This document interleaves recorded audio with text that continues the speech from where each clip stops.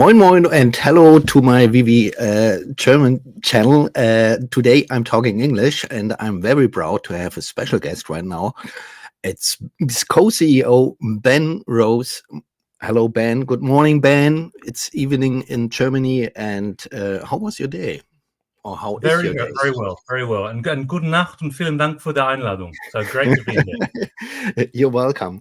Ben, as you were introduced to the Veve community, I was really happy because one of my only concern I have about Veve was that Dan and David have not that much time or enough time to do business or business development, because they have to do their technical stuff and the IP stuff. And so I was really happy as you got introduced. And I'm more happy that you are now the co-CEO of Veve. So we have 3 CEOs right now. Is that right? No, we have 2. So we have 2 co-CEOs, David and I. Okay. And Dan works as Chief Operations Officer. So CEO. Yeah. Okay. Yeah. Many of your recent interview, we learned about you, what you're collecting, what your Binance business was, and so on. But would you introduce yourself for those people who might not know you? I don't think that there's any, but just what's your job at Veve? Who are you? Just a little introduction. Of course. So my name's Ben. I am a dad of 3 girls. I live in New Zealand. I was born in the UK, but I've been in New Zealand for more than 20 years now. So I'm more Kiwi than British, I think.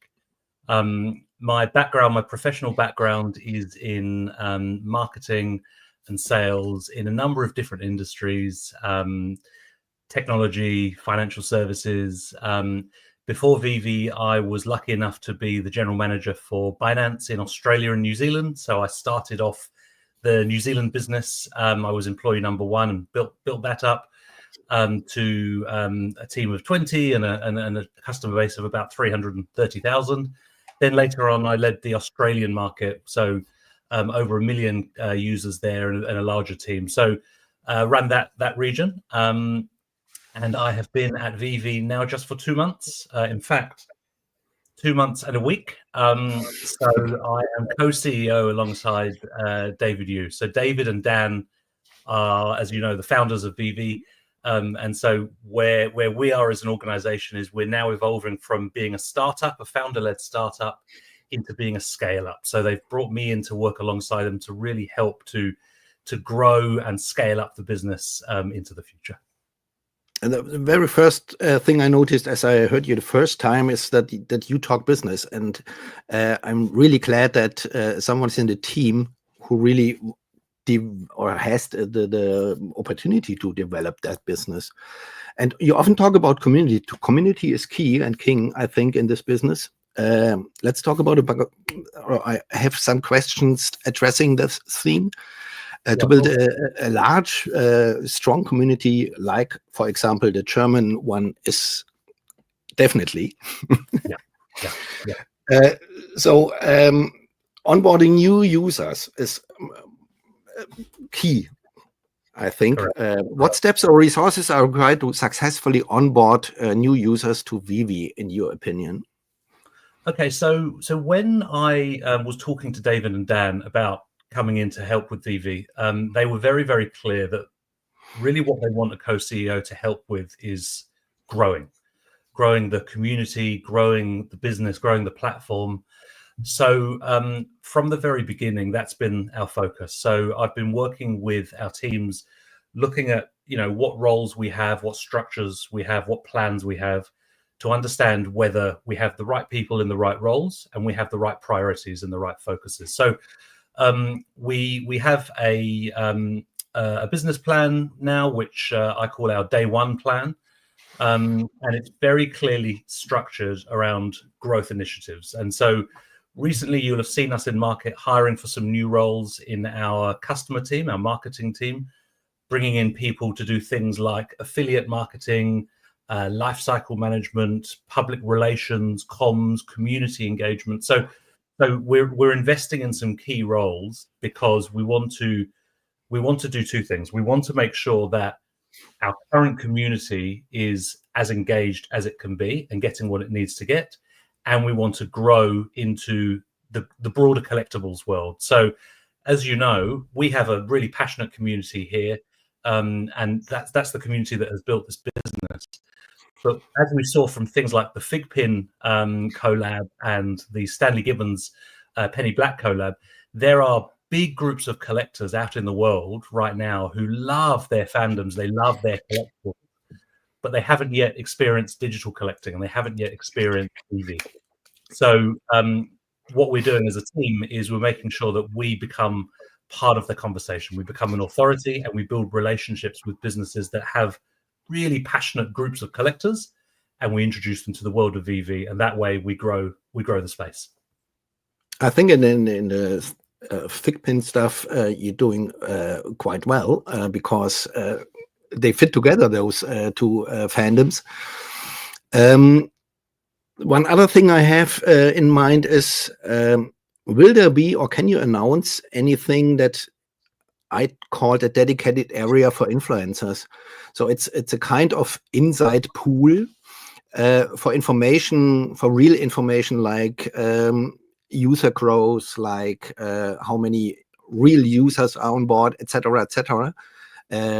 Is there anything in planning, or is there anything on your team side that we can expect maybe in next year? Yes, absolutely. So we're past planning. So I said when I joined that you can judge us on our execution and on our speed to market. So we actually just yesterday appointed our affiliate lead, who we've hired. He's got some fantastic experience building and implementing affiliate programs across direct-to-consumer brands and businesses around the world, working with influencers, working with content creators to structure deals and partnerships and relationships that incentivize them to grow their user base along with ours. And so, look, he started yesterday. So I can't say he's going to be up and running tomorrow, but he's certainly quite clear about the outcomes and the deliverables. So I would expect to see that taking shape in January, February. So yeah, absolutely. Affiliates are a key part of our growth strategy. If you think about, content creators such as yourself, and we have members of the community creating video content, audio content, visual content all around the world. That has been, the basis of a lot of the engagement and growth of our community. So we want to make sure that we recognize that, we reward that, but also that once we do that, we then go outside and start to engage with people like you outside the VV community who are currently, they've already got followers and content creation underway. We want to make sure that we get in front of them and we incentivize them to share, their followers with us. So if you think about, you mentioned Figpin before, and we spoke about Stanley Gibbons, the stamp collectors. These groups of people, they absolutely love the stuff that they collect, and they've loved it for years, and they're really familiar with, the concepts around scarcity and rarity and collecting and sets and trading, etc., etc. Mint numbers.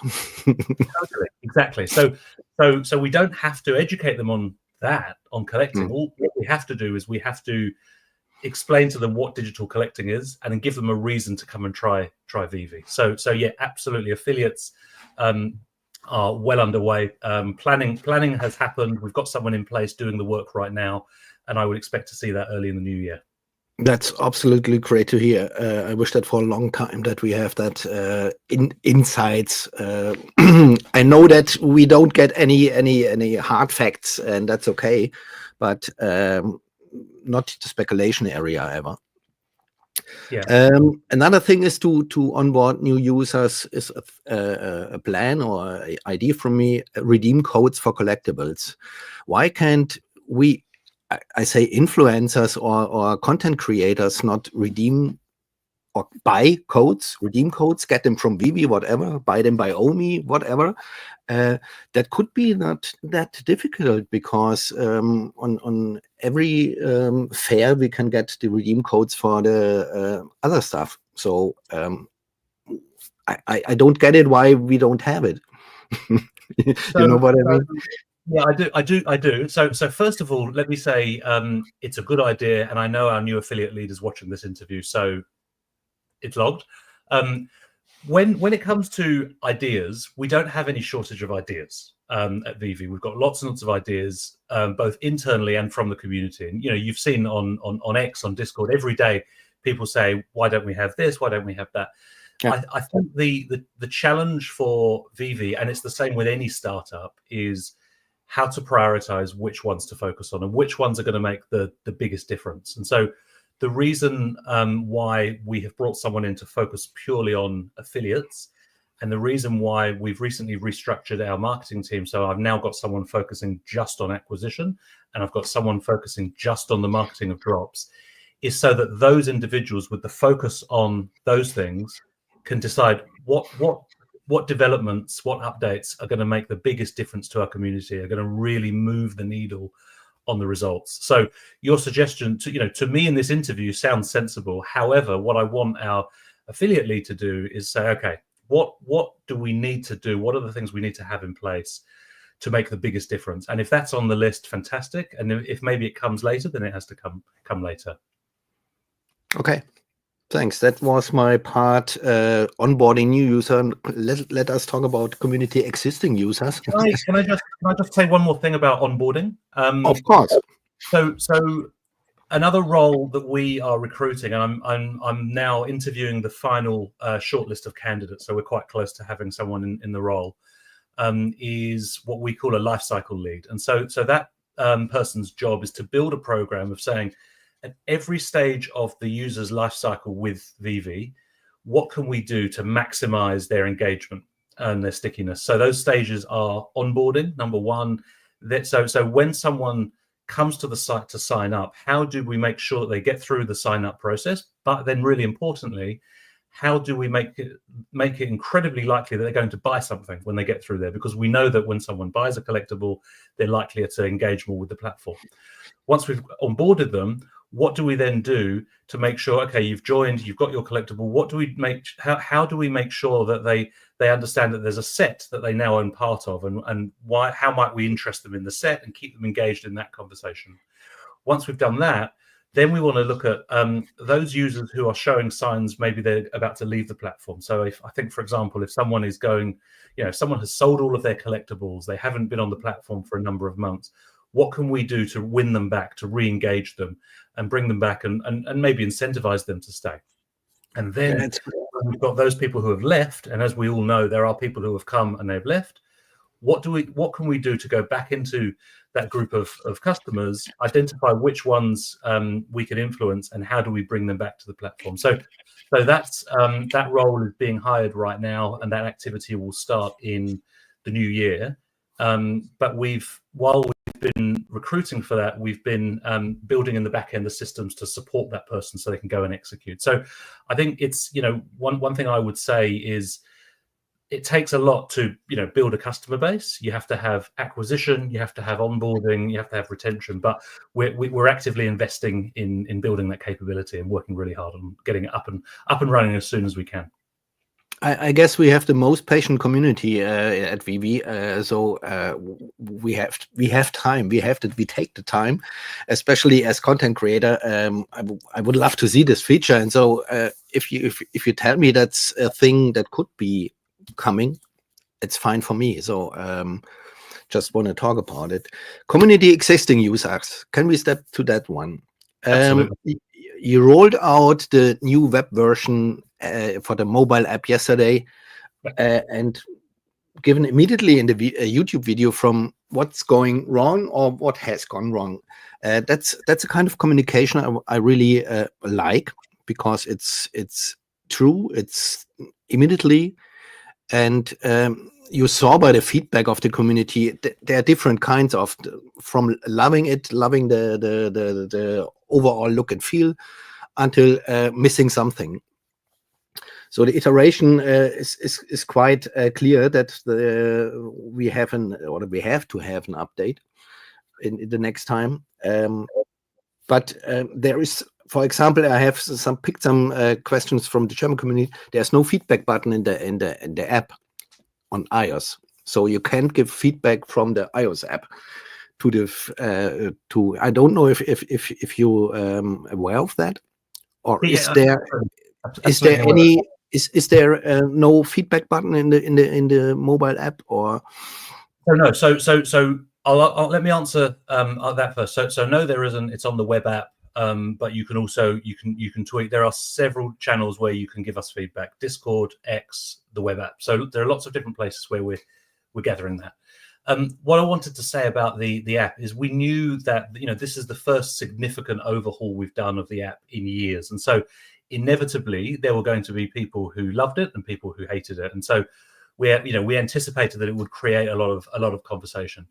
The reason why we put the video out afterwards was because we recognize as a business we haven't done the best job of communication over the last few years, and so my commitment when joining the business and David and Dan's request to me when joining was we want to make sure that we have that ongoing communication and transparency. And so it's really easy to communicate good things, but also when things are challenging, you have to front it and you have to have those conversations too. And so with the web app, look, I'm actually very proud of the work that our team have done, and a lot of work has gone in over a long period of time to do that work.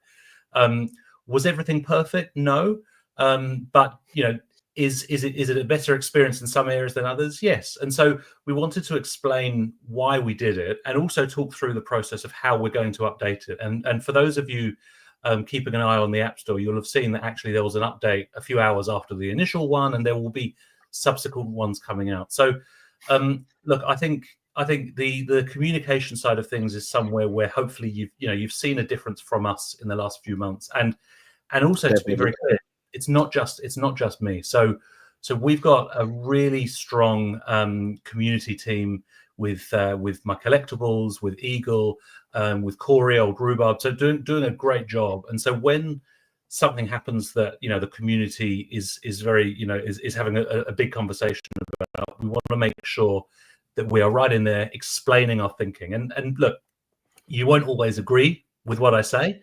So for example, when you said to me, where's the feedback in iOS? So I'll commit to always giving you an honest and straight answer. It won't always be the one that you want, but it will be the honest answer. Thank you. For me, the feedback video was a dream team. It's for a long time that I saw Mitch again on video. I really appreciate that, and that was a good video, of course. Another one, Mitch. So we felt it was really important for Mitch to come and have that conversation, because Mitch's team is the one that does the building, and so if there's a perception in the community that we don't test things and we just build them and throw them out, it's really important for Mitch to explain actually we do, and here's the process we went through. I think that's really important. Yeah. Okay. Thanks. Another one, or another thing I like to know is, are there any plans for when the collectible swap come back? The collectible swaps.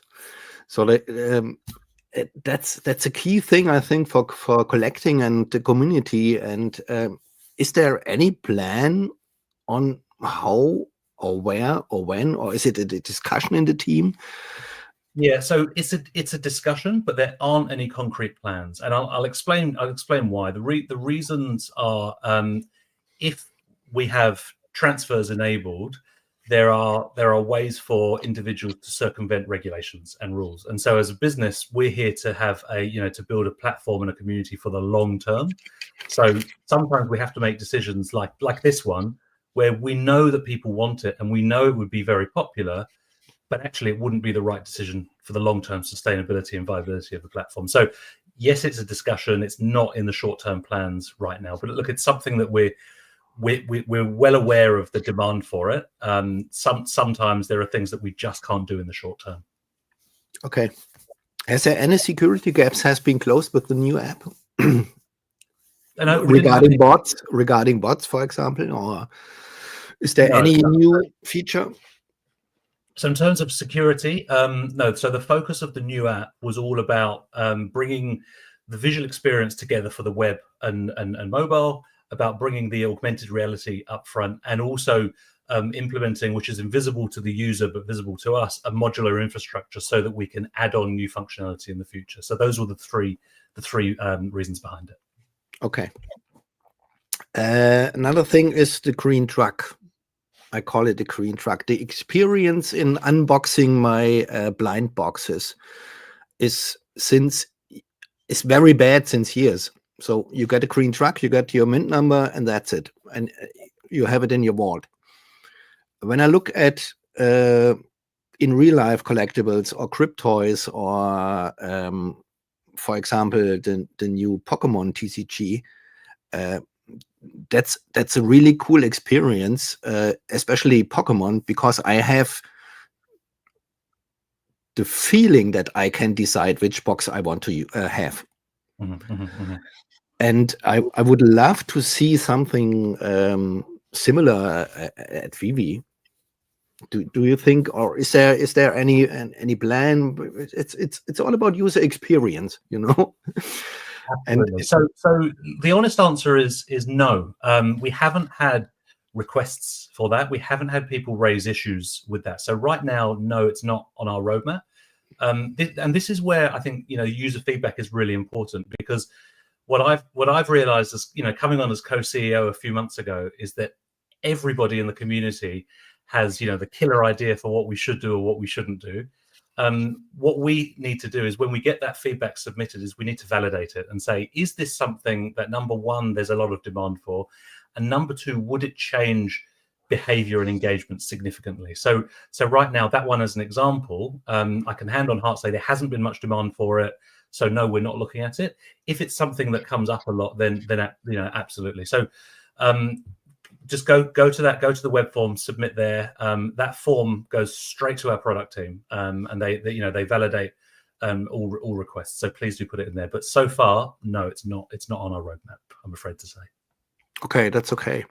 I want to have one thing. If anyone is collecting PO-ups out there, you can mint the PO-up from this today video. F.A. Ben Rose. You have to go to the PO-up app and type in Ben, B-E-N, in small letters, and then you can mint your PO-up. Do you know PO-ups? Yeah, I do.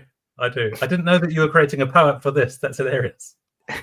I'm creating PO-ups for some of my videos and hide them in after a QR code. So I like to involve the community. That's very cool. That's very, very cool. I have another question from one of the German community, VeVeVersum, regarding the VeVeVersum. We want to talk to business today, okay, but I have a VeVeVersum question as well. Yeah. Are there still plans in this thing, the X-Sync Digital Collect may include possible future interactivity with Star Wars Droid Series 1 in VeVeVersum environments? There are two, I guess he has two. There's another one, Scout Trooper. Is this still in development? So where we are at with the VeVeVersum is our focus right now is for what we've released in the preview. So it's that you can have your own space, you can visit other people's spaces. We are working with licensors around what their IPs might look like bringing into branded spaces, but I don't have any timelines or concrete thoughts around that. So those sorts of things we are absolutely looking at, but I just want to manage community expectations. Right now, our focus is on getting it ready for Q1 so that the experience for you to build your own space is as good as possible and to visit others. Branded environments, events, all of those sorts of things we're looking at later, but the first step is to get it up and running and live. And I think the VeVeVersum is a really good example of something where Veve has had great ideas, great creativity, great ambition, but we haven't delivered it as quickly as we would have liked to. So that's why I'm going to be the boring guy who says we're going to focus on the scope right now, and then we grow and expand later on. But first of all, let's get day one live. Okay. We had jtemp had asked, people have stopped asking because they haven't become any feedback and action from Veve. So the feedback, I want to talk a little bit about the feedback stuff. I am in that NDA group, which continually get asked about my experience, etc., etc. I have never get back with or get feedback from Veve. Thanks for participating or whatever. That's a little bit sad. And in that app thing happened yesterday. There also is also this discussion. We have given feedback for years now, but we think we haven't been heard. Yeah. So again, I can only speak for my time at the business. That's all I can be accountable for. But look, I'm well aware, and Veve is well aware, that we haven't communicated as well as we could have. Number one, I think we absolutely have taken feedback in. We do run research groups in depth. We do surveys. We do a lot of research, but we haven't made it visible. We haven't explained it. And so it's all very well for us to do that, but if we're not communicating that, then it absolutely will feel for people like, I'm giving you feedback, but where's it going? So look, I'll take that feedback from you and from your viewers who have made those. When Mitch and I appeared on the video yesterday, I wanted Mitch to explain the testing process and the feedback process and how that works. And so, look, again, all I can say is I talk about day one a lot. I appreciate it's frustrating for those who have been around for a long time, and there are frustrations with how things might have been done or not done in the past. All I can say is I'm here to listen, we're here to act, and hopefully, you've seen us acting differently in the last few months. I just want to address it, Ben. So it's not personally against you or whatever, but I guess feedback is, especially by this compressed, essential community we have already, is key. So, and if the community doesn't get the sentence or the sentiment that is, or they haven't been heard, that would be not good. No, and look, I think we are fundamentally changing the way that we approach innovation and iteration now from the way we've done it in the past. In the past, we have said, here's a roadmap. Here are the things we're going to do in this period, this period, this period. And there are pros and cons with that approach. The approach we are taking now, and we've said this a few times with things like the VeVeVersum, with Evolvables, with the app, the web app, the mobile app, is we're going to launch with the MVP on day one, and then we're going to start receiving feedback on what works, what doesn't. We're going to look at user behavior to understand what they like and what they don't like, and then we will iterate from there.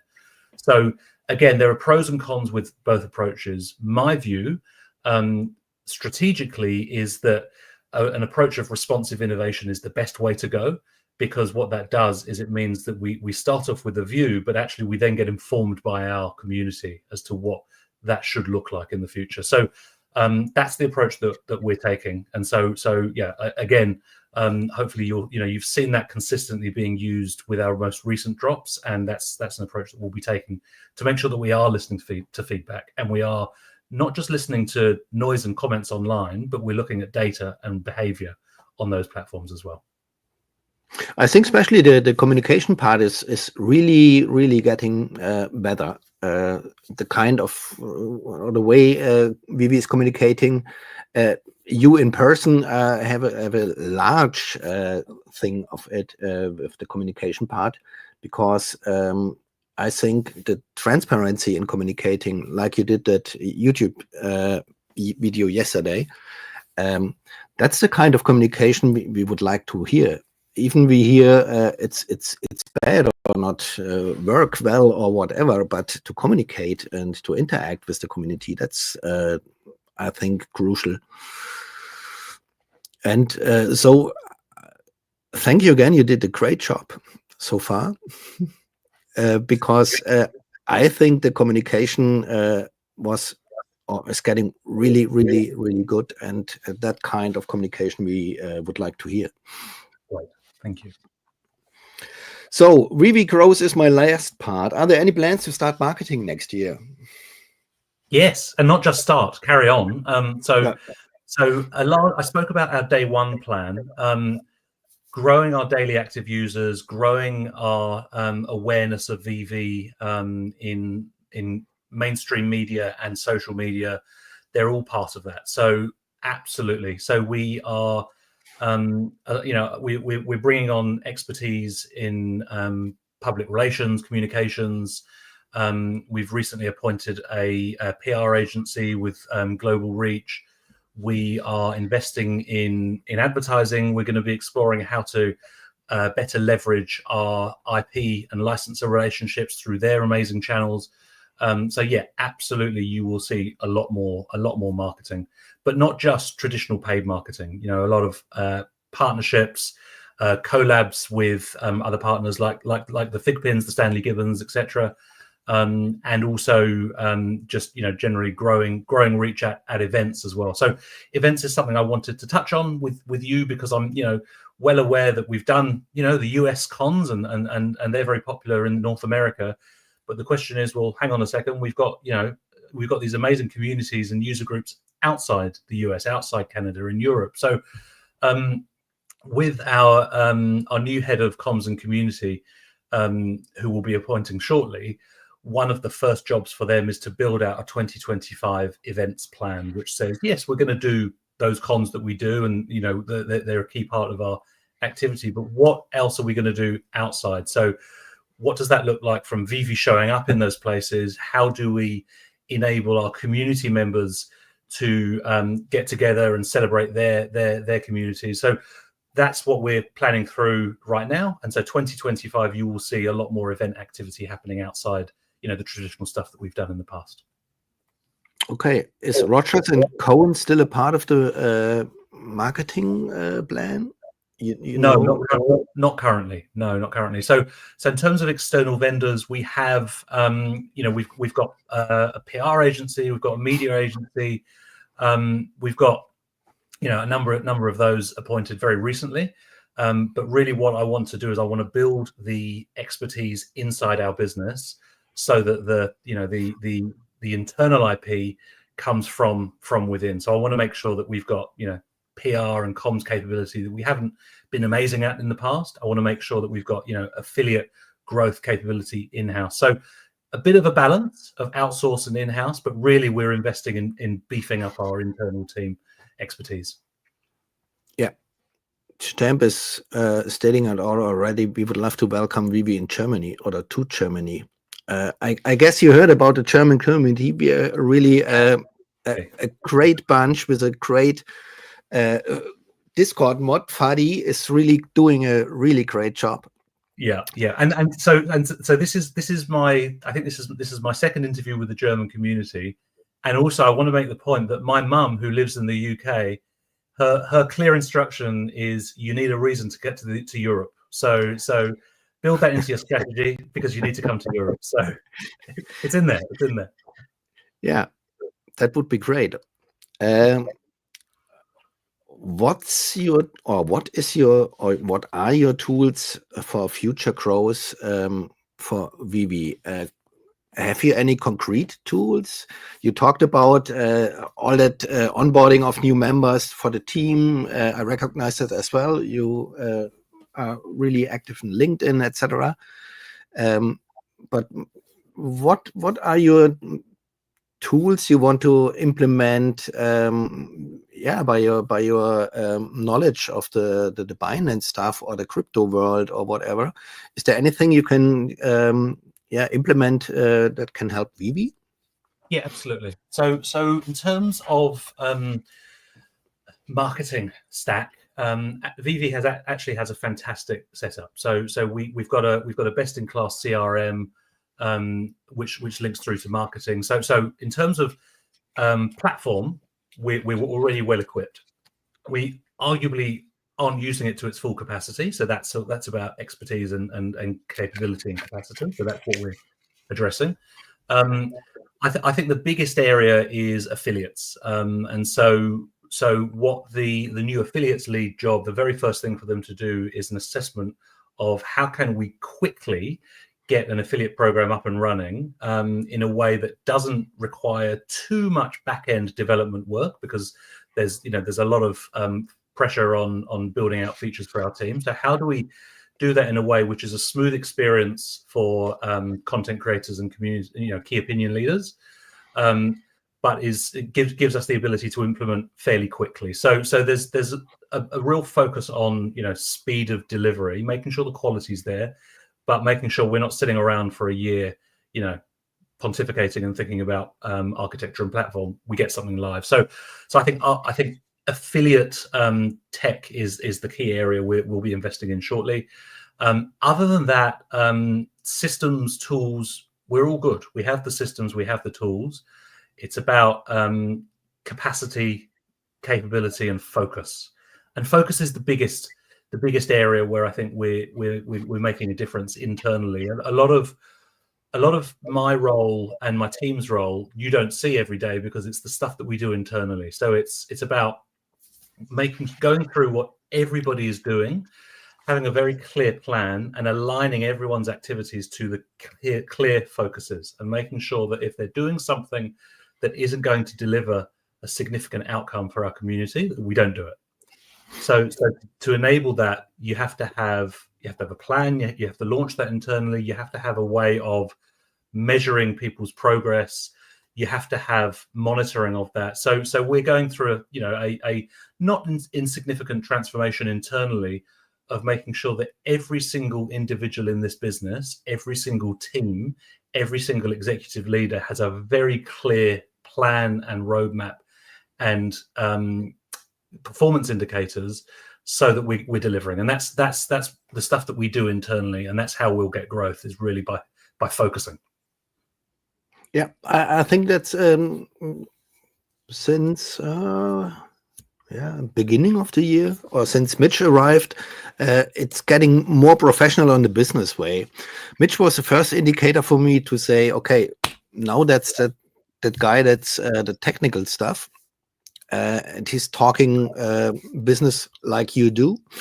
And as you arrived, it was like, now we're talking business. You bring all your expertise to the Veve community and to the Veve platform that we need right now. We are starting or heading in a bull market. So the cascades of money is ever Bitcoin, altcoins, NFTs, or collectibles, digital collectibles, not talk about NFTs.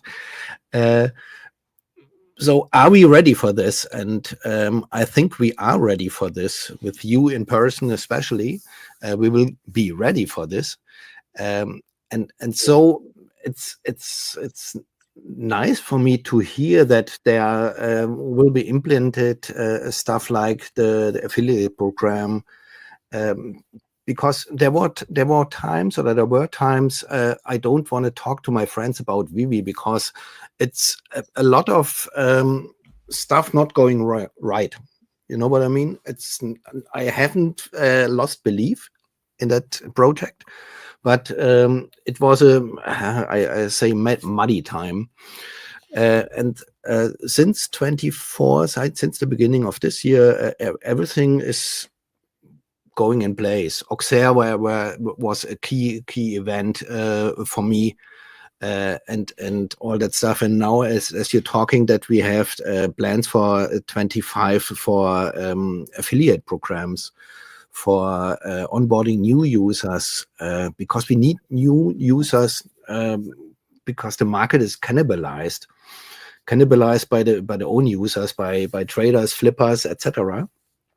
So we need fresh money, of course. We need the crypto people, I think. And I guess with the OMI to NFT story and Stacker, we have the right things implemented for getting them on board. What do you think? it's what I would like to say is, I think so David and Dan and the team that founded this business, the level of creativity and entrepreneurialism to get it from zero to where it is now, that's been a huge amount of work and a huge testament to Absolutely. them. So what we're saying now is we want to keep that energy and that ambition and that creativity that is the core of VeVe, but also we want to add a little bit more structure and a bit more focus. So I'm not here to say out with the old and in with the new. Absolutely not, because you know what we have in VeVe is with the vision of where this could go to, with the relationships that we have with all of those licensors, with the focus on the quality of the experience and the collectibles, that marks us out as different from others in this industry. So I see that as our secret sauce. If we can just put some structure around it, focus a bit more, and really grow the space, then I think we've got something very special. And so I just want to, I want to be very clear that this isn't me coming and saying I'm going to say VeVe. VeVe is something really special. The community is something really special. All that's needed, in my opinion, is a bit of priority, a bit of discipline, a bit of focus. And so that's what I'm here to do. But I'm here to do that not by myself. I'm here to do that with David and Dan and all of the team who have got VeVe to where it is. And most of the team aren't public facing. You won't know them, you won't see them. I've met with every single one of them over the last few months, and I've got to tell you, there is an amazing team of people all around the world building VeVe, and really focused on VeVe. What they want, as well as the community, is they're just saying, just help us understand where to focus now. So that's all we're doing. I think those two things, discipline and what was the second you said? Focus and discipline. We are missing for all the time, and that's the thing I talked about as I started the interview. David and Dan are in their own world and in their own businesses, like having the IPs, collecting the IPs, talking to IPs for David parts, and then the technical part of building all this stuff we have right now. If there is the VeVeVerse, the app, the web app, or whatever, the technical behind it. So where have they the time to build business and focus? And you say it, you are the one that get those things together, I think. So when I was talking to them, and I was talking to them for a long time about this role, we agreed. The three of us sat down and we agreed. And I have a document to say, this is what you do, this is what you do, this is what I do. So we're very, very clear for our team as well. And what we want, we want David and Dan to really focus on the things that they are excellent at, because the stuff that they do and have done, I couldn't do. That's not my skill set. That's not my expertise. And we as a community, we as a business, we want them to do that. And so, the comic publishers, the IP holders, the artists that David knows and engages with, fantastic. Bringing those to the platform adds huge value for Dan. His artistic focus, his creativity on the quality of the collectibles, on the experience, and both of their vision of where this is going. I don't have that. I don't do that. That they are excellent at that. What I bring, I suppose, is the focus on, okay, so in the short term, how is this business going to get to that next level? And so I think as a team, we each play to our strengths, and I think that's for the best for the community. I think you have an internal roadmap for sure. Will there be an official one, or is that a thing we won't do anymore because they, the problems in the past? I do. So we have an internal roadmap. I'm not going to release an external roadmap. And also, coming from businesses, Binance is an example, but there are lots of others that actually don't publish roadmaps, because the reality is, I've said this before, I don't know, you don't know, nobody knows what consumers are going to want in this space in 6 months, 12 months, 18 months, 24 months, 36 months. We might have some ideas, we might have some views about where things are going, general territories. So we might say, look, AR, virtual reality, the metaverse, that seems to be an area people are going. So we can start to experiment, we can start to explore those things. But it may well be that if we say we're going to launch this thing in 3 years, by the time we get to 3 years and we've invested time and effort in it, it's not relevant anymore. So no, we're going to absolutely have a short-term internal plan, and that will always be the case. Externally, we'll be very open and transparent about the areas we're going to play in, the things that are coming up. But once we launch something, we will then see if it is worth it, if it resonates. So when we launch Evolvables, when we launch the VeVeVerse, we think it's going to be really popular, and we think that based on the work we've done. But let's see. If it's not the case, then we will have to pivot, and we'll have to change our focus and spend more time on things that the community do want. Yeah, I think that's the major thing. In German, we say, aufstehen, Krone richten, weiter geht's. That means stand up, fix your crown, and let's do it again. Yeah, exactly. And I guess that's the iteration stuff in the IT business we are involved in. You should put that phrase on the POAP. That's an excellent phrase. I like it. Thank you. I guess I have mentioned all my question. Do you have any question left, or is there a place for the one or another community question? Yeah, absolutely. I've got a few minutes to go. So if you want to ask any community questions, of course, love to. Something ever popped up is the interoperability between other metaverses, worlds, games. They are popping up. Like today, I heard a discussion about Water World. Are there any?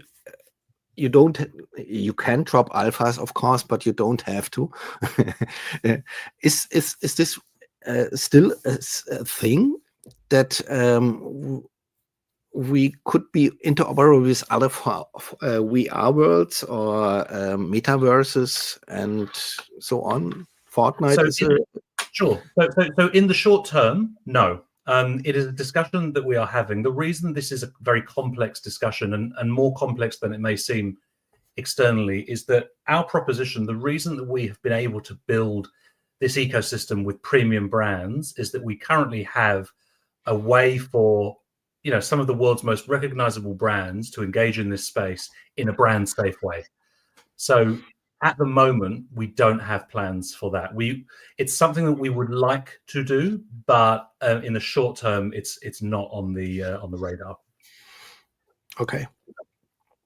So you talked about it earlier. Veve is the icebreaker, so we are far ahead of that all building a digital collectible market, and all other projects just picked the nice things they picked up from what's Veve doing wrong and doing it better. So I think we are right ahead. So Veve is the market leader. Veve is the thing in digital collectibles. So we have to build a strong community. We have to build communication. I think we're in a really, really good way for rolling that out in public. Yeah, let me say thank you, Ben, for this interview, for your open words, for your communication. Really appreciate it. Yeah, for me, that was it. Look, thanks for having me, and vielen Dank and tschüss. Sehr gerne. So I'm ending the stream. Thank you for watching. May I like to consider a thumb up, and for the next time, I'll see you on my channel.